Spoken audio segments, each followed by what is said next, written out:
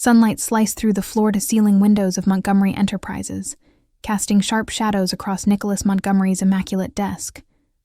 Charlotte Hayes stood in the doorway of the executive suite, her heart hammering against her ribs as she clutched a leather portfolio containing the contract that would change everything. 26 floors below, Manhattan hummed with indifferent energy. Up here, silence pressed against her ears like water. "Miss Hayes." Nicholas didn't look up from his laptop. His fingers moved across the keyboard with mechanical precision, each keystroke deliberate. The city's most ruthless billionaire wore his trademark black suit like armor. "You're early." Traffic was better than expected. Charlotte stepped inside, her heels whispering against marble. The scent of expensive cologne and old leather filled her lungs. Finally, he looked up. Those piercing blue eyes held no warmth, only calculation. He gestured to the chair across from him with one hand, closing his laptop with the other. "Let's not waste time." He slid a document across the polished surface. 3 months. You play the devoted wife in public. Separate rooms, no physical intimacy beyond what's necessary for appearances. At the end, you receive $2 million and walk away. My father's will is satisfied. I secure my inheritance, and you get enough money to never worry again. Charlotte's throat tightened as she scanned the contract. Each word felt like a small death. And what happens if one of us develops feelings? Something flickered across his face, too quick to interpret.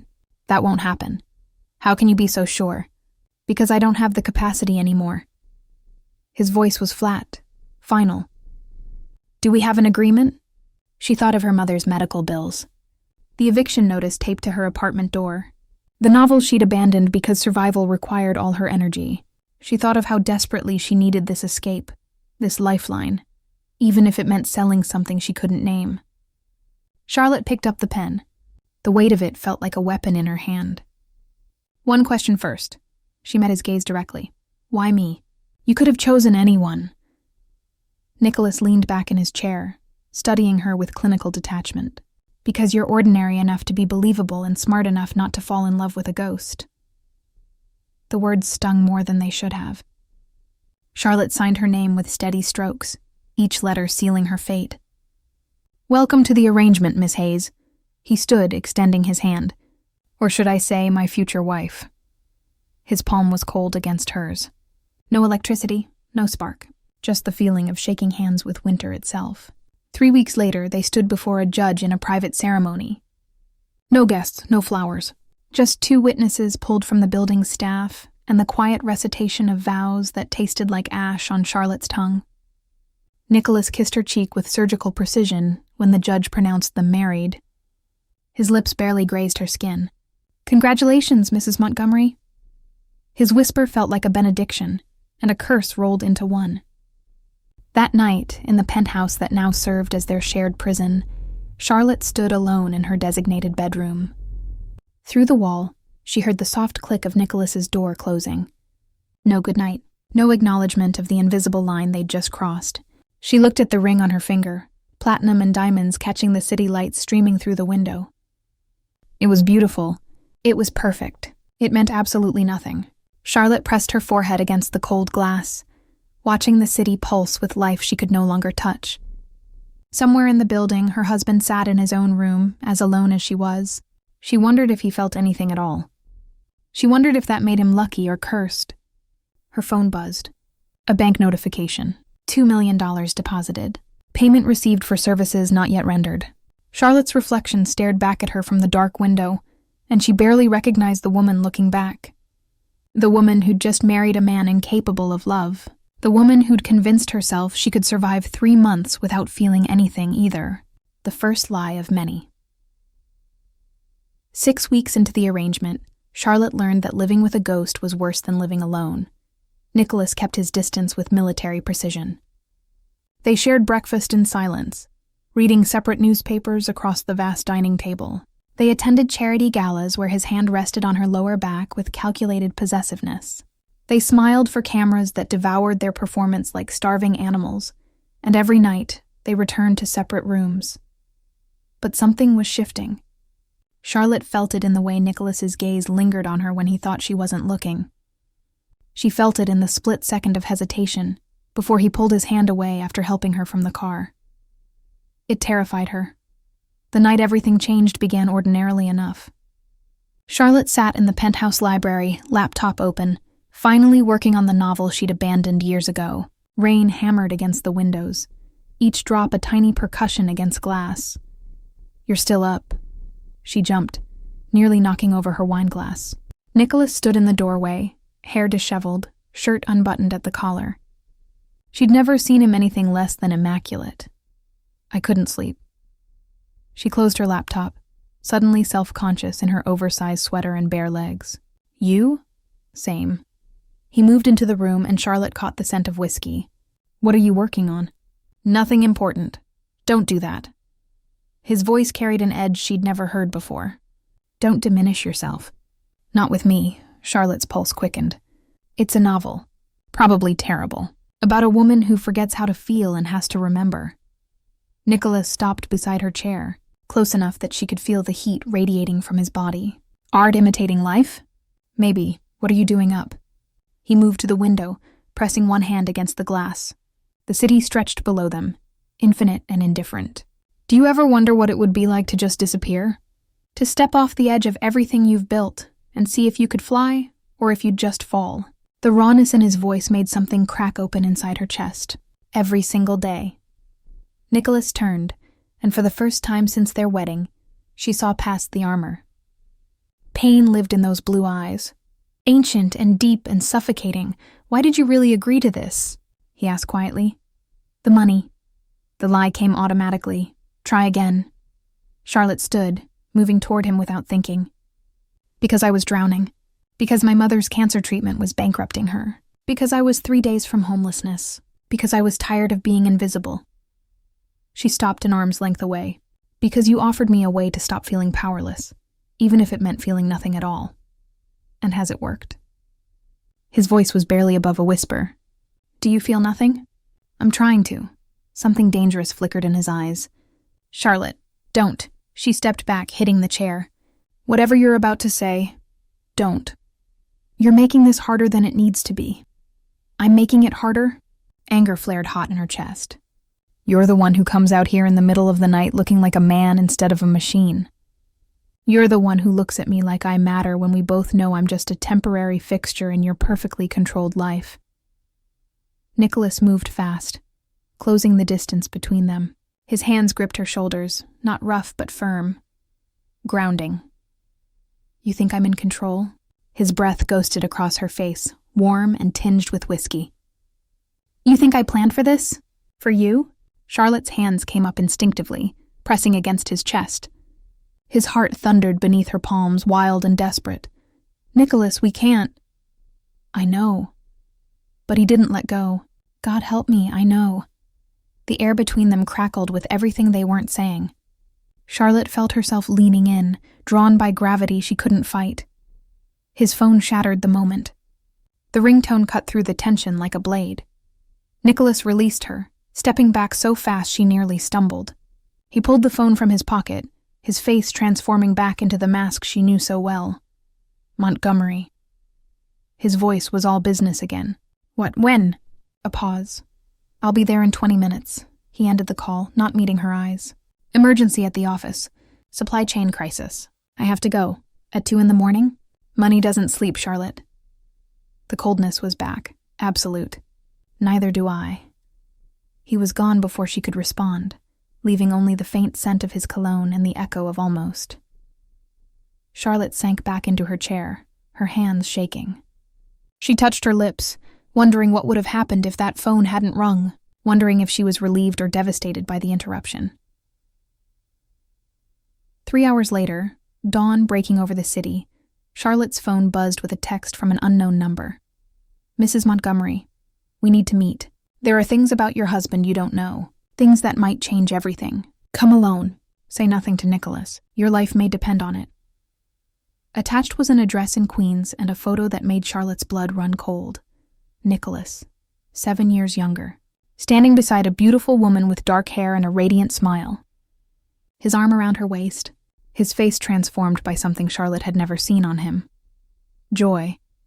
Pure, unguarded joy, and written on the back of what must have been a physical photo someone had digitized. Rebecca. 3 days before forever. The address led Charlotte to a modest cafe in Queens, worlds away from Manhattan's gleaming towers. Rain streaked the windows as she sat in a corner booth, coffee going cold in front of her. The photo of Nicholas and Rebecca burned in her pocket like a live coal. At precisely 3 p.m., a woman slid into the seat across from her. Silver-haired, elegant, with blue eyes that looked hauntingly familiar. Mrs. Montgomery. The woman's voice carried a slight tremor. "Thank you for coming. My name is Eleanor Montgomery." Charlotte's breath caught. Nicholas's mother. "Yes." Eleanor's hands trembled as she wrapped them around her own coffee cup. "And before you ask, no, he doesn't know I'm here. He'd be furious if he found out. Why contact me at all?" Eleanor's gaze held something between pity and hope. "Because I've watched my son live as a ghost for 7 years. And 3 months ago, I saw him look at you the way he used to look at her, before everything shattered. Rebecca." The name tasted foreign on Charlotte's tongue. "He told you?" Eleanor's eyebrows rose. "No, you did. In the photo." Eleanor's face crumpled slightly. "Of course. I needed you to understand what you're walking into." She pulled a worn envelope from her purse, sliding it across the table. "This is the truth Nicholas will never tell you. The truth that's been killing him slowly for 7 years. Charlotte's hands shook as she opened the envelope. Inside were more photos. Nicholas and Rebecca at a beach laughing. At a restaurant, her hand on his cheek. At what looked like a hospital, Rebecca in a bed. Nicholas asleep in a chair beside her, their fingers intertwined. She had a heart condition. Eleanor's voice cracked.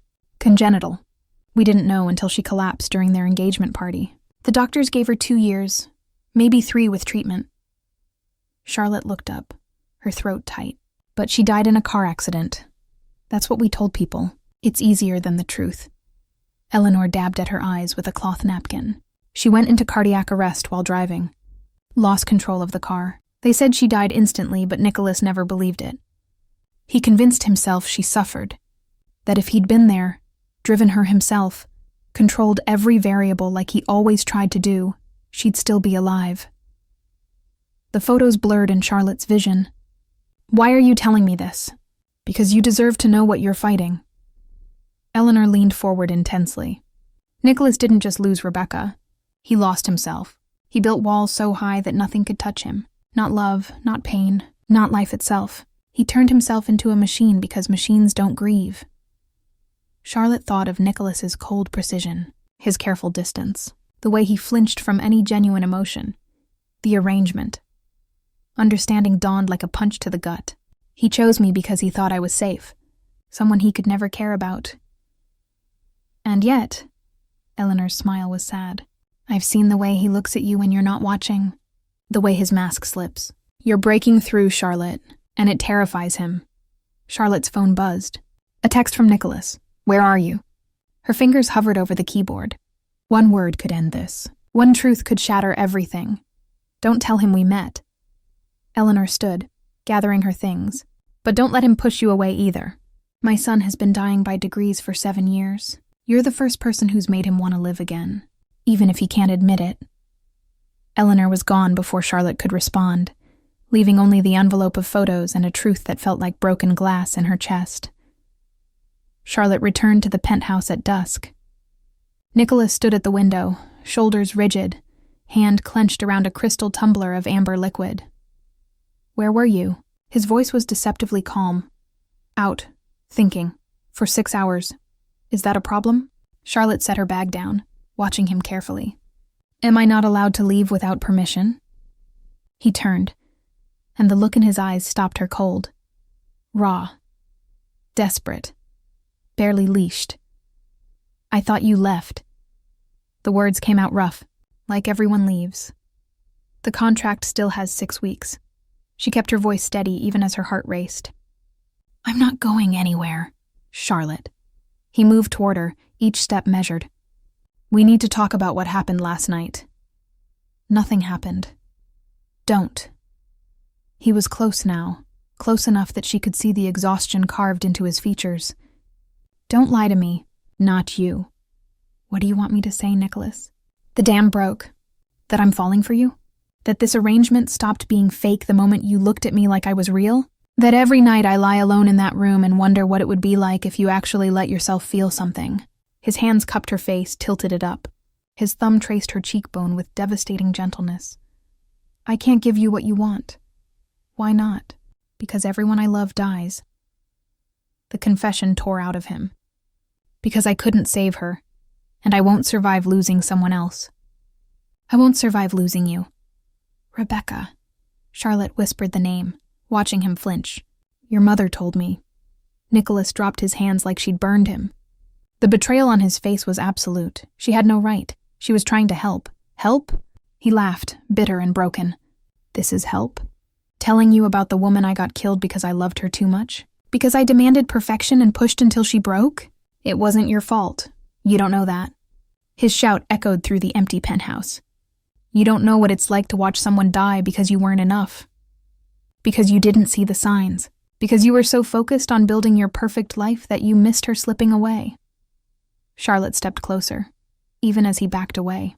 Is that what you think? That you killed her by loving her? I know I did. Then you're a coward. The words came out sharp, intentional. You're hiding behind guilt because it's easier than risking your heart again. Nicholas stared at her, chest heaving. Get out. What? Get out of my sight before I say something we'll both regret. Charlotte stood her ground. No? I'm not playing games, Charlotte. Neither am I. She closed the distance between them, her hands gripping his shirt. You want to push me away? Fine. But look me in the eye and tell me you feel nothing. Tell me the last 6 weeks have been just business. Tell me you don't lie awake at night thinking about me the same way I think about you. His hands covered hers, not pulling them away, but holding them against his chest. His heart thundered beneath her palms. I can't. His voice broke. God help me, I can't. He kissed her then. Desperate and drowning, and 7 years of loneliness compressed into a single moment. Charlotte kissed him back with equal desperation, tasting whiskey and grief and something that might have been hope. When they broke apart, both breathing hard, Nicholas rested his forehead against hers. This is a mistake.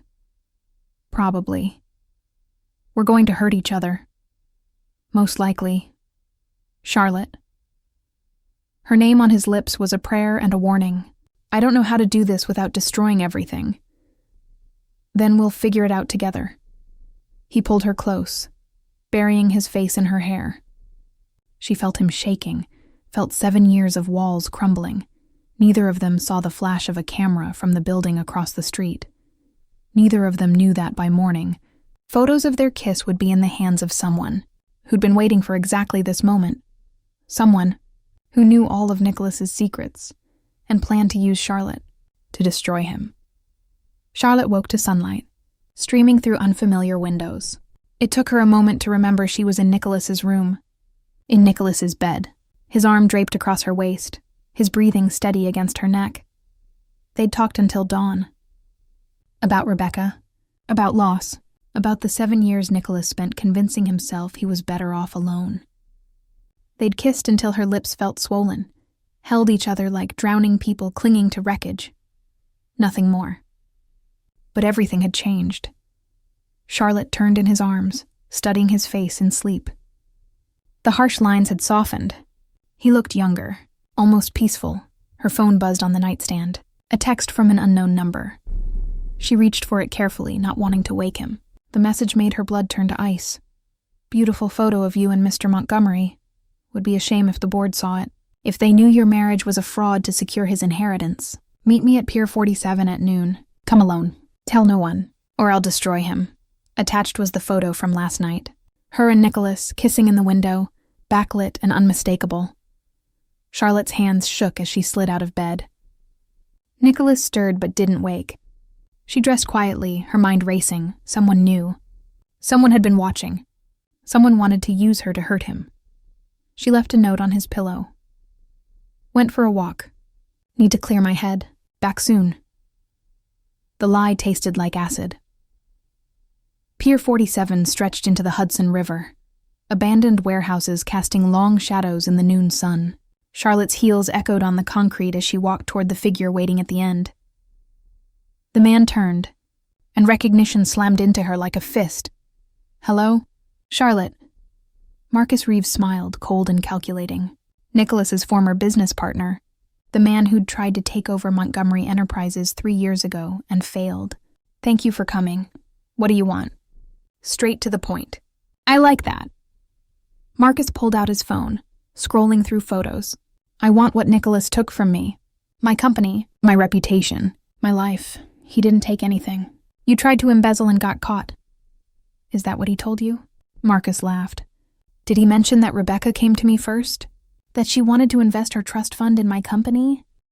That Nicholas drove her away with his controlling paranoia?" Charlotte's stomach twisted. "You're lying. Am I?" Marcus stepped closer. "Did he tell you Rebecca was leaving him? That the night she died, she was coming to me? That the stress of his obsessive control triggered her heart condition?" "Stop. The truth hurts, doesn't it?" Marcus held up his phone, the photos of Charlotte and Nicholas filling the screen. "Here's what's going to happen. You're going to go back and convince Nicholas to sign over 30% of Montgomery Enterprises to me. You're going to tell him it's the only way to keep this marriage fraud quiet. And if he refuses, I'll make sure every board member, every investor, every news outlet knows that Nicholas Montgomery married a nobody to steal his inheritance. He'll fight you." "With what?" Marcus's smile widened. His father's will was clear. The marriage had to be legitimate, genuine. "Do these photos look genuine, Charlotte? Or do they look like a man and his employee caught playing house?" Tears burned Charlotte's eyes. "Why are you doing this?"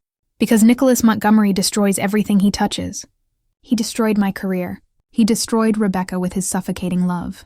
And now he's destroying you, whether you see it yet or not." Marcus pocketed his phone. "You have 48 hours. After that, I go public." He walked away, leaving Charlotte alone on the pier with the weight of an impossible choice. She returned to the penthouse at sunset. Nicholas stood in the kitchen cooking, something she'd never seen him do. He looked up when she entered, his smile fading at her expression. "What happened?" Charlotte set her bag down, her mind spinning with lies she needed to tell and truths she couldn't say. "Nicholas, we need to talk about the arrangement." His face shuddered. "I see." "No, you don't." She moved to him, taking his hands. "Last night was real. Everything I feel for you is real. But I need to know something." "What?" "If this becomes public, if people find out we married for your inheritance, what happens?" Nicholas went still. "Why are you asking this?" "Because I need to know what we're risking." He pulled away, running a hand through his hair. "The board would challenge the will. I'd lose controlling interest in the company. Everything my father built would be dismantled and sold off." He looked at her, something dark in his eyes. "Why, Charlotte?" "Marcus Reeves contacted me." The name hit Nicholas like a physical blow. "What?" "He has photos of us, from last night. He's threatening to expose the marriage as fraud, unless you sign over 30% of the company." Nicholas's face transformed into something cold and terrible. "What did you tell him?" "Nothing. I came straight to you." "Did you?" His voice was dangerously quiet. "Or did you make a deal first?" The accusation hit her like a slap. "What are you saying?" "I'm saying it's convenient." Nicholas stepped back, and Charlotte saw the walls slamming back into place. "You show up in my life exactly when I need a wife. You play the part perfectly. You make me care about you. And now Marcus, the one man who wants to destroy me, happens to have leverage. You think I'm working with him?" Charlotte's voice rose. "You think this was all a setup? Wasn't it?" His eyes were ice. $2 million. A percentage of the company. What did he offer you, Charlotte? More than I did? How dare you? How dare I? Nicholas laughed, bitter and broken. "I opened up to you. I told you things I've never told anyone. And it was all just another angle, wasn't it? Another way to get inside my defenses." Charlotte slapped him. The sound cracked through the penthouse like a gunshot. They stared at each other, both breathing hard. Her hand throbbed. His cheek reddened. "I love you." The words tore out of her. "I love you, and you're too broken to see it.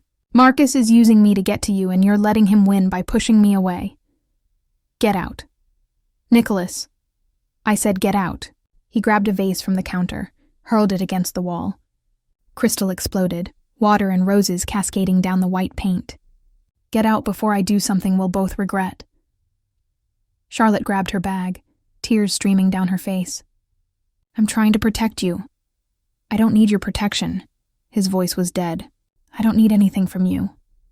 She stopped at the door, looking back at the man she loved standing in the wreckage.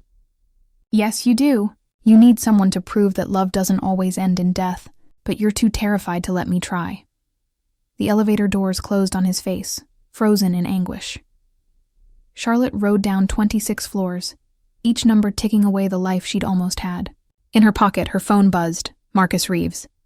I assume he didn't take it well. 48 hours, Charlotte. Tick-tock. She stepped into the lobby, rain beginning to fall outside. She had a choice to make. Save Nicholas and lose him forever, or let him fight Marcus and watch everything he'd built burn to the ground. Charlotte pulled out her phone, dialing a number she'd memorized but never called. Eleanor? It's Charlotte. I need your help, and I need you to tell me everything about Rebecca's death.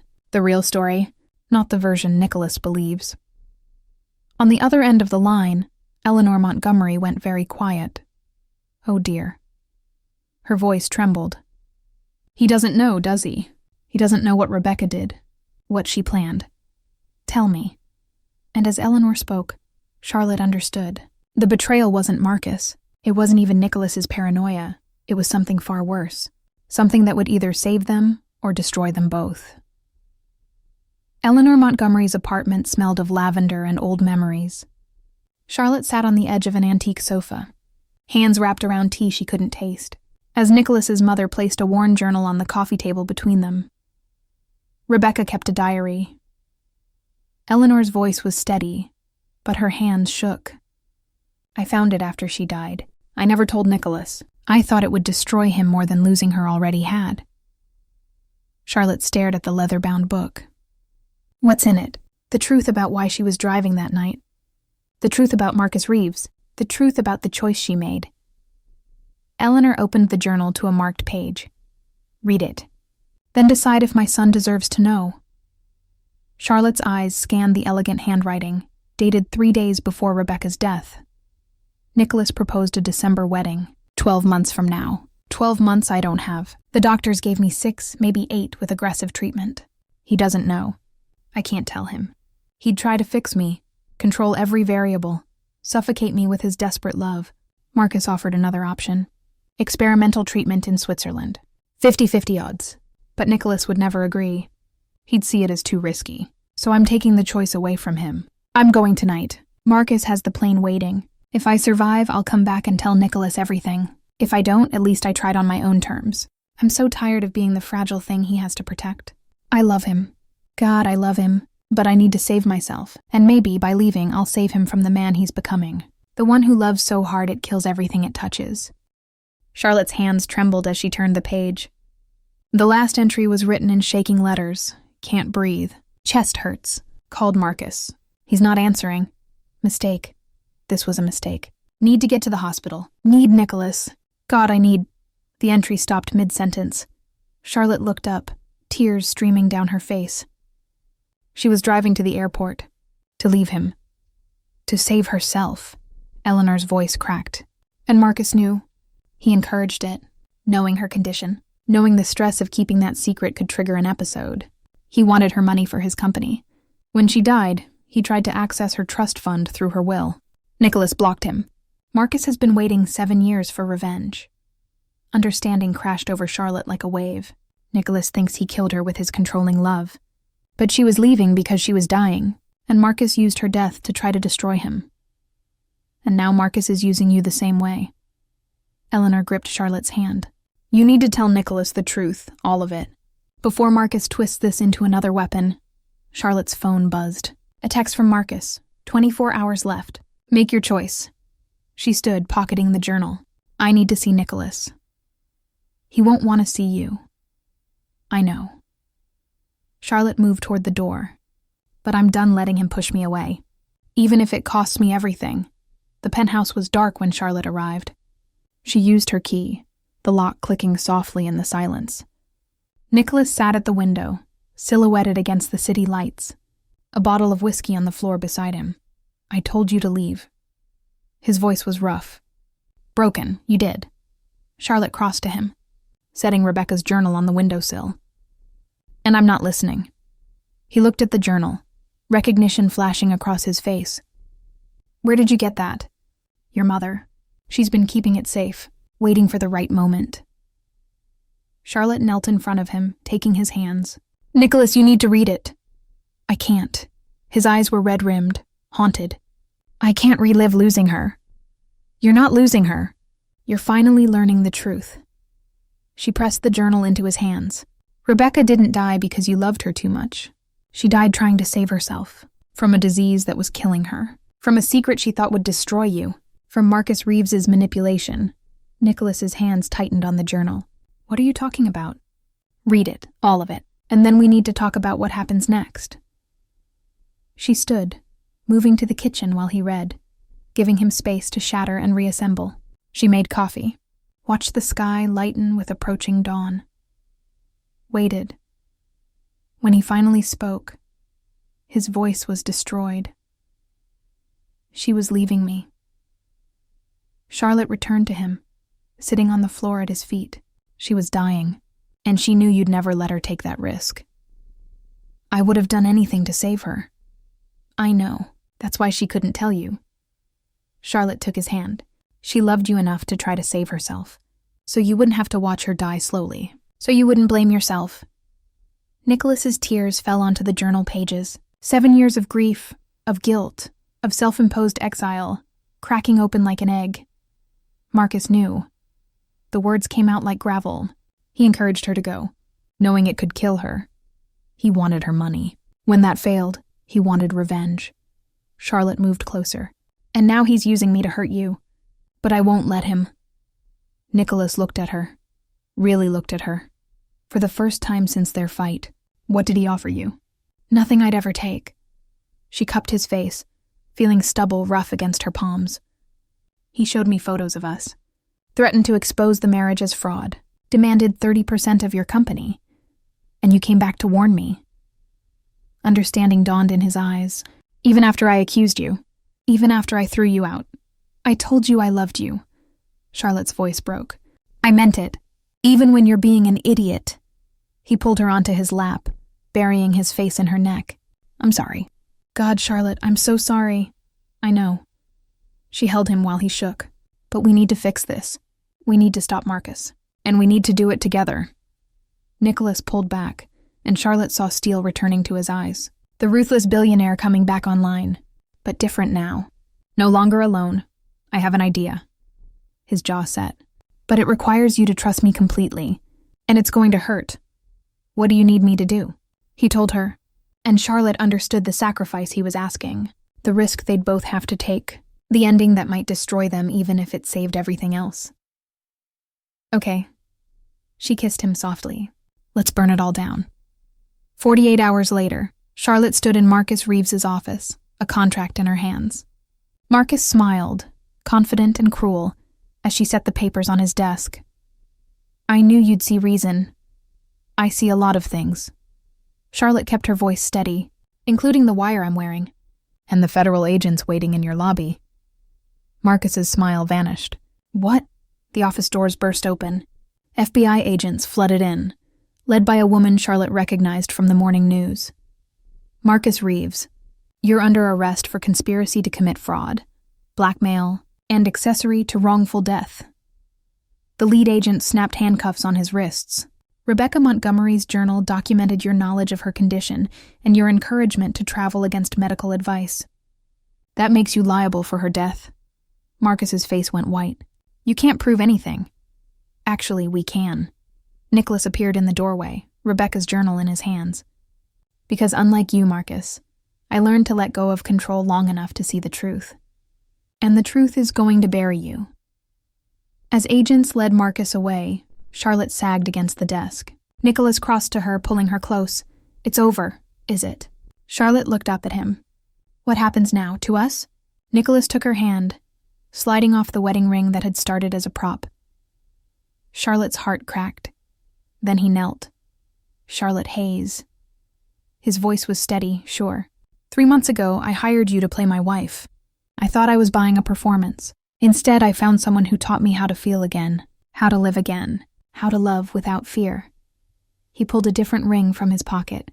Smaller, simpler, real. So I'm asking you, not as part of a contract, not as a business arrangement, but as a man who's terrified and hopeful and completely in love with you. Will you marry me, again? For real this time. Tears streamed down Charlotte's face.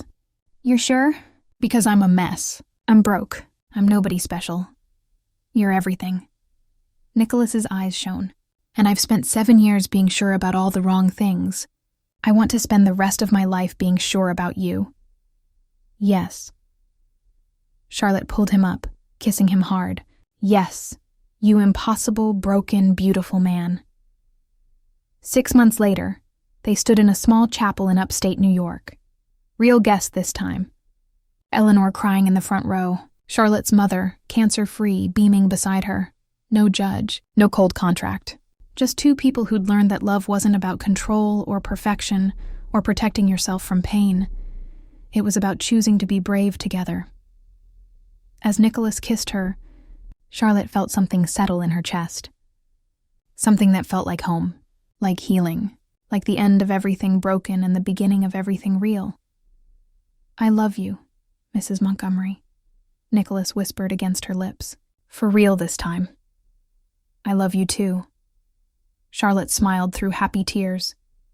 My beautiful ghost who learned how to haunt the living. They walked out into sunshine, hand in hand. The weight of contracts and arrangements and 7 years of grief finally lifted. Behind them, the chapel doors closed softly. Ahead, the rest of their lives waited. Imperfect, complicated, real, together. The end.